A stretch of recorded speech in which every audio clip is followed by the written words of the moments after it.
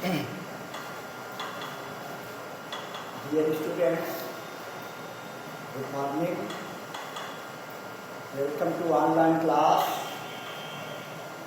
In the previous video, I taught you some question answers belonging to the lesson Landscape of Soul, lesson 4. Today, I am going to tell you an important long question of this lesson. This important long question is explain the concept of Sansui painting. ये Sansui painting, ये चीन की painting की बहुत ही प्रतिष्ठा प्राप्त और प्राचीन कला की पद्धति है, तो इसके बारे में बताना है, इसकी धारणा का वर्णन करिए, व्याख्या करिए। द कॉन्सेप्ट मीन्स विचारधारा को आप सेंसुई पेंटिंग माने सेंसुई पेंटिंग की विचारधारा की व्याख्या करिए। आंसर देखें।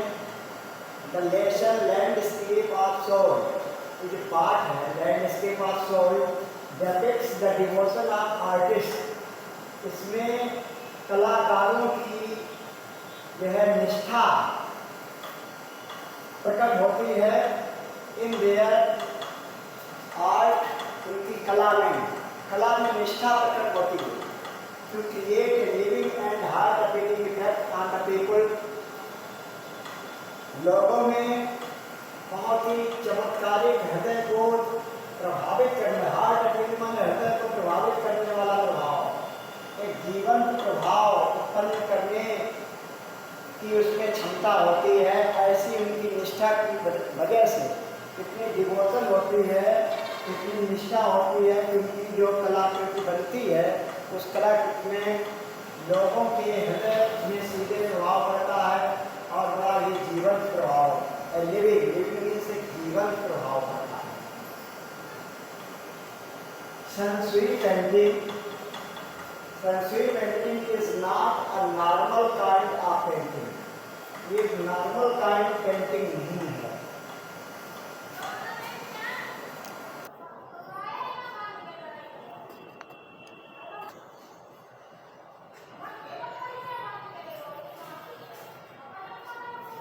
तो ये पेंटिंग जो है सेंसुई पेंटिंग की नॉर्मल पेंटिंग नहीं। First of all when Chinese painters, पहली बार जब Chinese painters worked on the shanshui painting ने सेंसुई पेंटिंग पर कार्य किया, they did not try to present an image of what they had seen in nature। तो उन्होंने उन चित्रों को नहीं बनाया जिनको उन्होंने प्रकृति में देखा था, उनकी इमेजेस नहीं बनाई, बल्कि उन्होंने क्या बनाया, but what they realize in nature. लेकिन प्रकृति में जो उन्होंने अपने दिल में महसूस किया उसकी तस्वीर खींची। इन दिस पेंटिंग में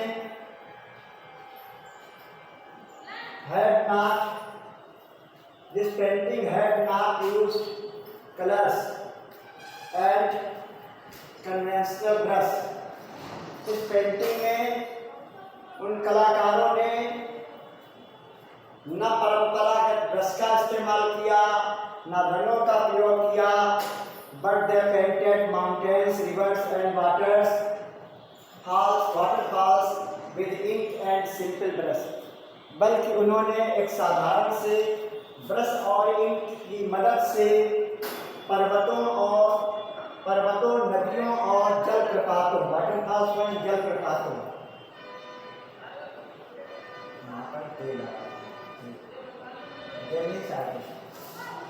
जलप्रपातों को सिंपल से ब्रश और इंक से पेंट कर दिया। संसुई पेंटिंग में the two elements of an image represents, दो उसमें विशेष रूप से जो एलिमेंट्स आए हैं उस इमेज में रिप्रेजेंट वो बतलाते हैं टू कंप्लीमेंट्री पोल्स, वो दो एक दूसरे के पूरक पोल्स के बारे में बताते हैं। जस्ट लाइक द डावेस्ट डाओ जो है बहुत बड़ा चाइनी पेंटर हुआ और बड़ी प्रतिष्ठा उसने प्राप्त की पेंटिंग के क्षेत्र में। तो दाओ की क्या जो विचारधारा थी उसी के अनुसार वो जो है बताया, दो पोल्स के बारे में एक दूसरे के पूरक थे। आप यूनिवर्स जो ब्रह्मांड के यूनिवर्स के विचारों को प्रकट करने वाले दो पोल्स थे। द माउंटेन जो पर्वत उसमें बताया गया वो एक यंग का प्रतीक था। यंग का मतलब यहाँ पर ये मैस्कुलिन जेंडर में था और ये माउंटेन फॉर्म में था। यंग जो है माउंटेन फॉर्म में था, मैस्कुलिन जेंडर था। और दूसरा जो है ये कैसा था? इट इज स्टेबल, ये स्थिर था, पर्वत वैसे भी स्थिर होता। वार्म गर्म था एंड ड्राई इन द सन, और धूप में बहुत ही ज़्यादा सूखा सूखा सा था, शुष्क था। The another pole is water, दूसरा जो उसमें पोल जो था, पहला पोल माउंटेन था, दूसरा पोल जो था वह जल था और जल के प्रतीक के रूप में इन जो है ये फेमिनिन जेंडर को शो कर रहा था। और द रिसेप्टिव फेमिनिन एस्पेक्ट जो कि एक स्त्री लिंग के भाव को ग्रहण करता था। और यूनिवर्सल एनर्जी अथवा जो यूनिवर्स की जो एनर्जी यानी ऊर्जा होती है, and it's counter part young is fundamental notion of diversity. और जो ये ब्रह्मांड की ऊर्जा और इसका जो काउंटर पार्ट माने दूसरा जो साथी यंग है, ये दोनों ही दाओ की विचारधारा के आधार को बतलाते हैं। The essential element in the middle void, दो पोल्स के बीच में एक खाली स्थान था। मिडिल वॉइड बीच का खाली स्थान, where yin and yang interact, यहाँ पर इन और यंग जो है आपस में एक दूसरे से जुड़ते हैं। ये मैन और उनको जोड़ने का काम एक ऐसा व्यक्ति करता है जो बीच में जो वॉइड का स्थान, खाली स्थान है, एज ही बिकम्स मीडियम ऑफ कम्युनिकेशन, क्योंकि ये वॉइड जो है जो खाली स्थान दोनों के बीच में, पोल्स के बीच में है, माउंटेन और वाटर के बीच में, यंग और इनके बीच में जो भरपाई का काम दोनों के बीच कम्युनिकेशन का एक माध्यम बनता है, वो ये वॉइड बनता है। और बिटवीन बोथ कंप्लीमेंट्री पोल्स, जो दोनों पोल्स एक दूसरे के पूरक हैं, उन दोनों एक दूसरे पोल्स के पूरक को मिलाने में, उनमें संवाद कराने में ये जो मिडिल वॉइड है इसका बहुत बड़ा योगदान रहता है। तो सन सुई पेंटिंग में प्रकृति से ही जुड़ी हुई बात बताई गई, जिसमें कि पर्वत को बिल्कुल सजीव, वैसे भी देवतात्मा कहा गया है पर्वत को। हिमालय पर्वत को देवतात्मा कहा जाता है और नदी को माता का दर्जा प्राप्त होता है। तो यहाँ पर ये प्रकृति प्रेम को बहुत दर्शाया गया है, प्रकृति का सजीव वर्णन किया गया है। तो संस्कृति पेंटिंग पर विशेष रूप से हाईलाइट किया गया है। तो इसको I hope that you will be capable of understanding this long answer, because I have already explained the summary of this lesson.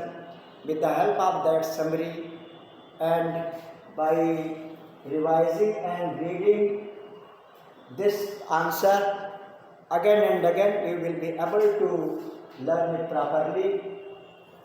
For the coming examinations, you will perform well. It is my belief and it is my blessing. Have a nice day and keep healthy and happy. We will meet with new topic in the next video. Till then, goodbye. Have a nice day.